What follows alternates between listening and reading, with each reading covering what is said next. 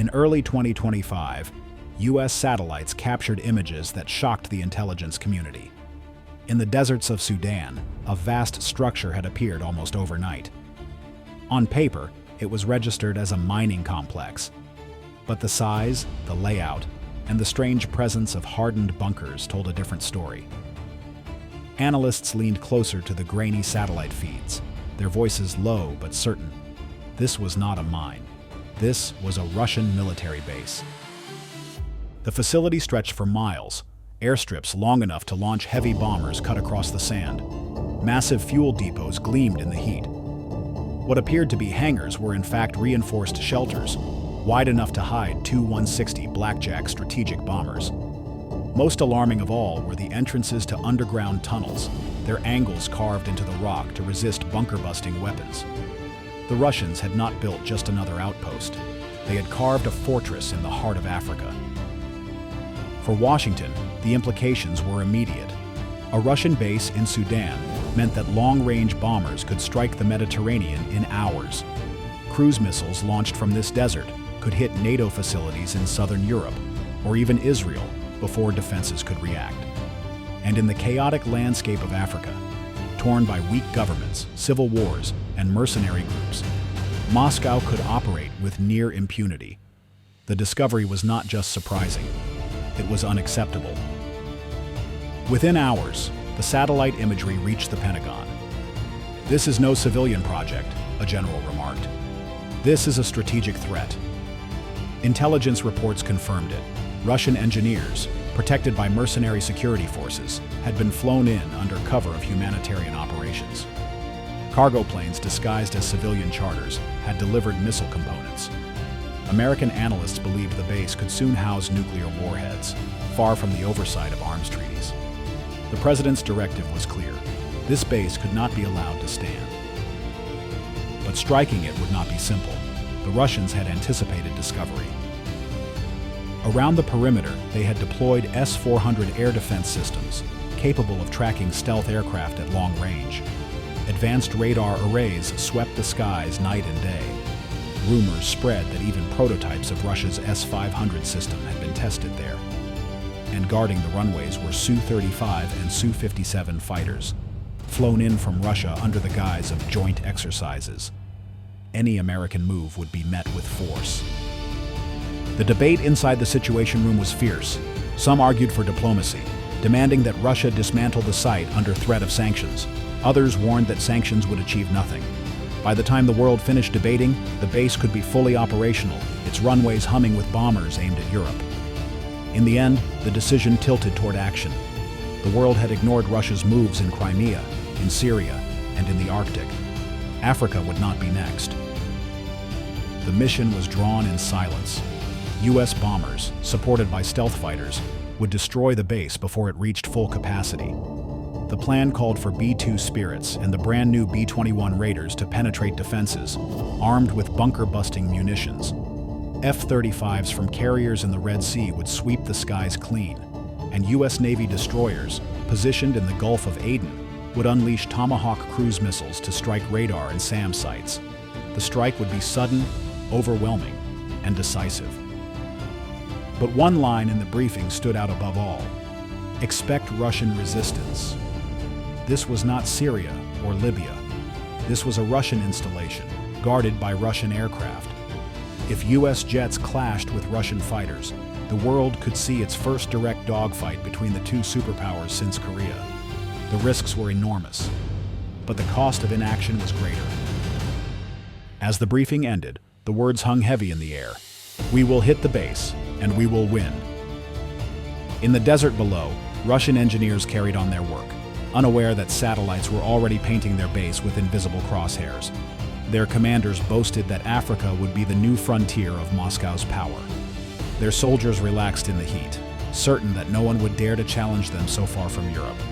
They were wrong. For thousands of miles away, in hangars across the U.S. and on flight decks in the Red Sea, American aircraft were being armed and fueled. Pilots studied maps of the Sudanese desert, memorizing approach routes, radar blind spots, and escape corridors. The countdown had begun. This is Navy power. If you want to see what happens when America uncovers a hidden Russian base in Africa, smash like, hit subscribe, and become a sponsor. Because the battle for the desert skies was about to begin, and history would never forget what happened next. The silence of the Sudanese desert shattered before dawn. Far above the clouds, invisible to radar, the first B-2 Spirit bombers slipped across the Red Sea. Their bays were loaded with GBU-31 JDAMs for precision strikes on air defenses, and the mission was clear: open the skies. Behind them, two B-21 Raiders, America's newest stealth bombers, carried the payload that would break the underground bunkers wide open: the GBU-57 massive ordnance penetrators. On the deck of the USS Dwight D. Eisenhower in the Red Sea, the roar of engines thundered as F-35C Lightning II launched one after another. Their role: sweep the skies, suppress air defenses, and protect the bombers. Pilots checked their comms, their HUDs glowing green in the dark. Every man and woman knowing that tonight's mission could ignite a conflict unlike any in living memory. At 03:12 a.m., the first phase began. Tomahawk cruise missiles arced from U.S. destroyers in the Gulf of Aden, their trajectories snaking across the desert at treetop level. Each one carried a 1,000-pound warhead. Their targets: Russian radar arrays and S-400 batteries ringing the base. Minutes later, the horizon lit up as explosions tore through the perimeter. Towers toppled, fireballs bloomed, and Russian operators scrambled in panic. But the Russians were ready. Alarms screamed inside hardened command posts.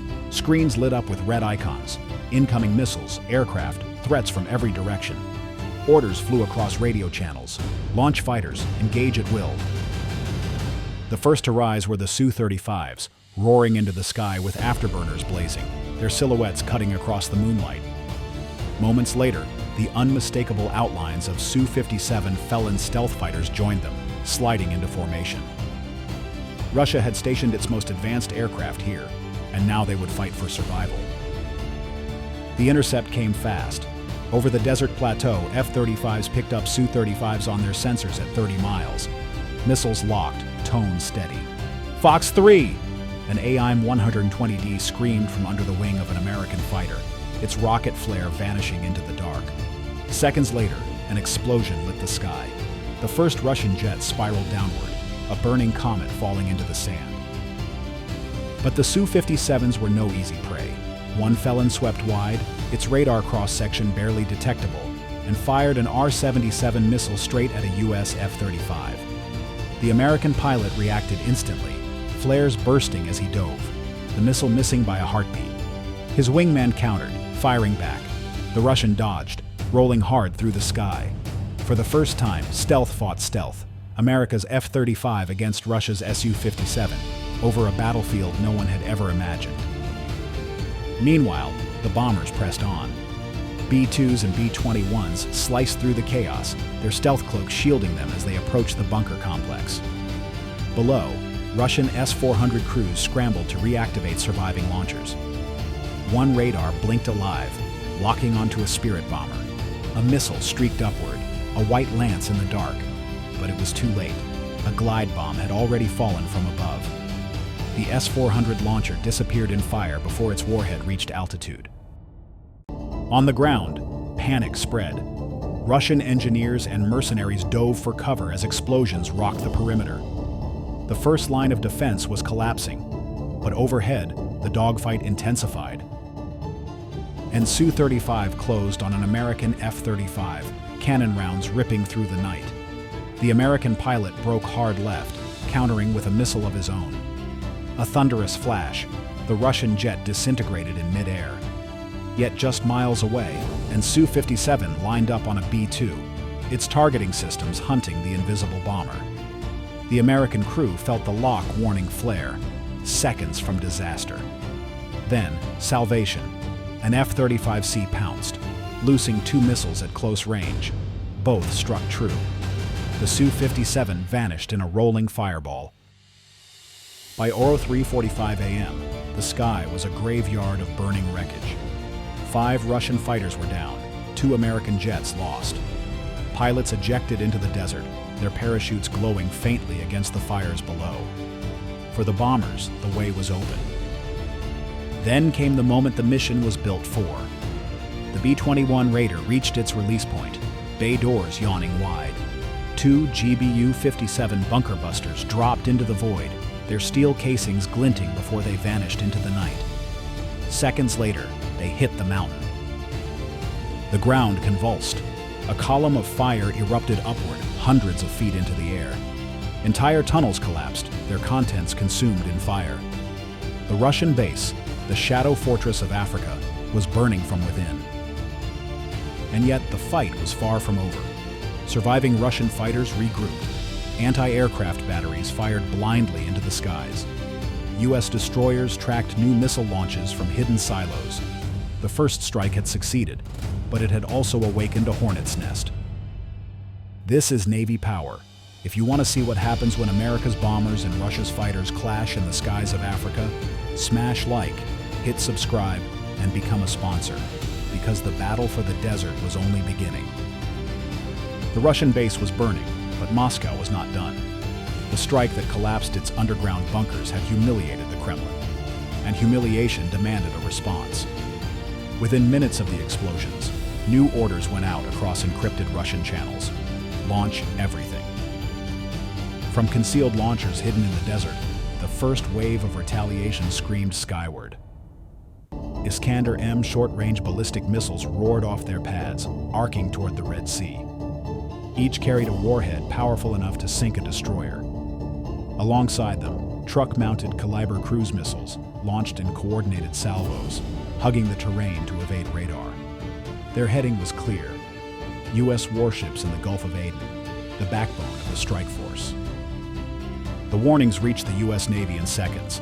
Aboard the USS Gravely and USS Porter, alarms blared. Radar screens filled with red tracks. The Combat Information Center snapped into action.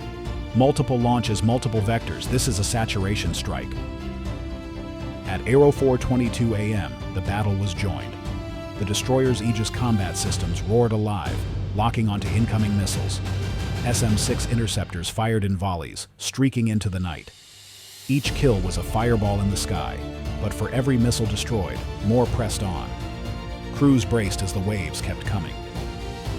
In the skies above, the fight only intensified.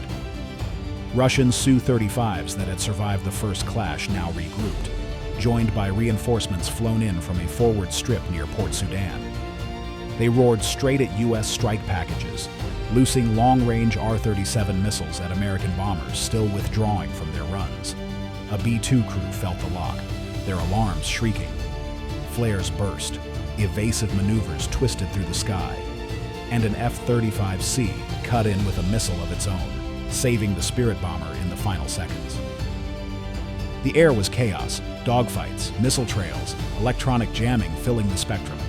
For the first time in decades, U.S. and Russian aircraft were locked in direct combat over a foreign desert. But the most dangerous threat wasn't in the sky. It came from the ground. Russian contractors, mercenaries hardened from years of fighting in Syria and Libya, unleashed their counterattack. Truck convoys armed with Pantsir S-1 systems surged from hidden shelters, peppering the air with cannon fire and short-range interceptors. Some found their mark. A U.S. Reaper drone went down in flames. A glide bomb was intercepted just before it struck another radar site. For the first time that night, America's momentum slowed. Then, the unthinkable. At 04:37 a.m., an Iskander missile slipped past the interceptors. It slammed into the sea less than 300 meters from the USS Gravely. The explosion tore a geyser of water into the air, drenching the deck, shattering equipment, and knocking sailors off their feet. The ship rocked violently, alarms screaming, compartments flooding. Damage control raced to seal the hull. The destroyer was still alive, but only just. On land, the Russian base's defenders fought like cornered wolves. Despite burning hangars and collapsing bunkers, surviving S-400 launchers managed to reactivate. Their radar beams painted the sky, locking onto incoming aircraft. One missile streaked upward and connected. A U.S. F-35 exploded mid-air, debris scattering across the desert. Russian state media would broadcast the footage within hours, claiming a decisive kill. But the U.S. and its allies were not standing idle. From the carrier in the Red Sea, more F-A-18 screamed into the battle. From Al Udeid in Qatar, F-22 Raptors joined the fight, their stealth signatures nearly undetectable. And from the depths of the Indian Ocean, an Ohio-class submarine launched a salvo of Tomahawk cruise missiles. Their targets, the remaining Russian launchers that had just fired on NATO ships. At 05:00 a.m., explosions rolled across the Sudanese desert once again. Tomahawks found the Iskander sites, reducing them to flaming craters. Bunkers that had survived the first wave were struck again, their entrances collapsing under precision hits. What remained of the Russian African fortress was being carved apart piece by piece. Yet the cost was undeniable. 2 American fighters lost, 1 destroyer heavily damaged, several drones and munitions destroyed by Russian interceptors. For Moscow, it was a propaganda victory. For Washington, it was a stark reminder. Even in Africa, a shadow base could draw blood. But strategically, the battle was turning. The Russian base was crumbling, its missiles depleted, its fighters dwindling, its defenses burning. The Kremlin had gambled on holding Africa, and was losing. Still, one question loomed. Would Moscow accept the loss, or escalate further? Because for every Russian commander watching the desert burn, the order was already on their lips.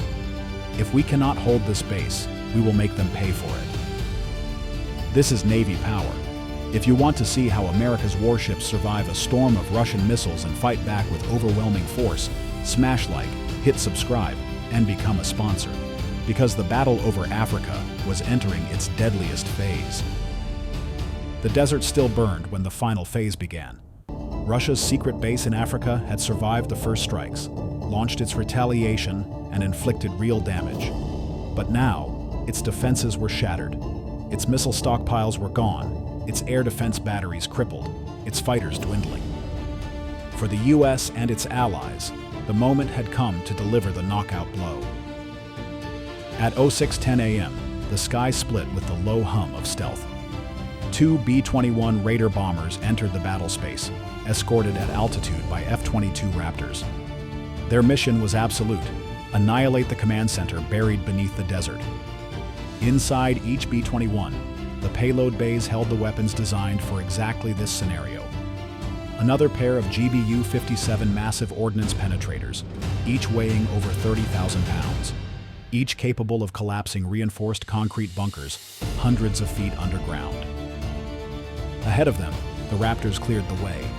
Russian Su-35s tried to climb for an intercept, but they never saw their killers. Raptors struck from above, loosing AIM-120 missiles that tore the Russian jets out of the sky before their pilots even had a chance to react. The surviving Su-57s, already worn from earlier dogfights, made one last desperate push. They banked hard, their missiles streaking toward the American formation. But the Raptors outmaneuvered them, counterfire locking onto their heat signatures. The sky lit up with fireballs. Russia's stealth gamble had failed.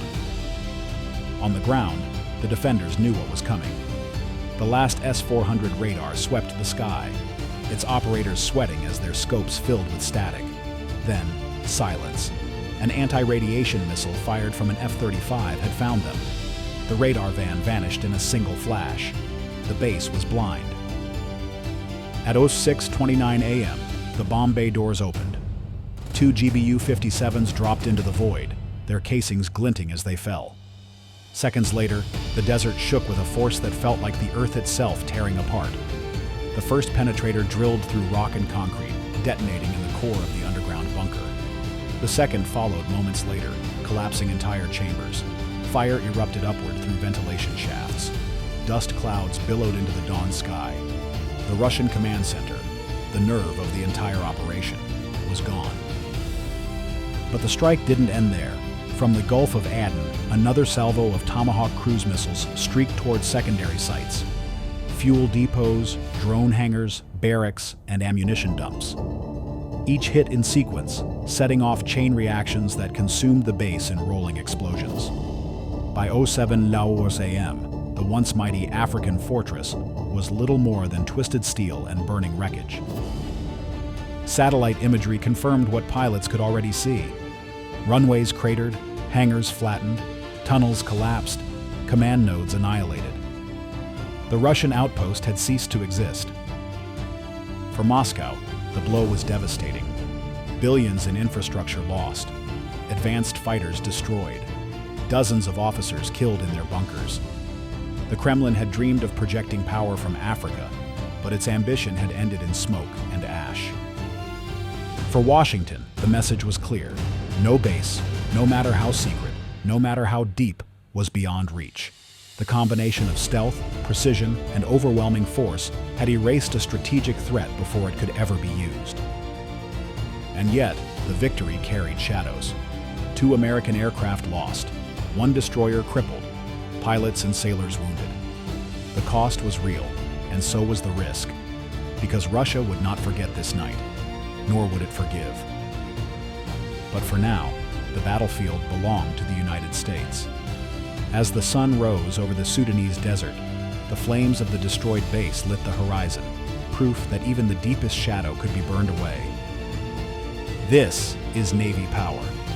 If you want to see how America strikes when faced with secret threats abroad, smash like, hit subscribe, and consider becoming a sponsor.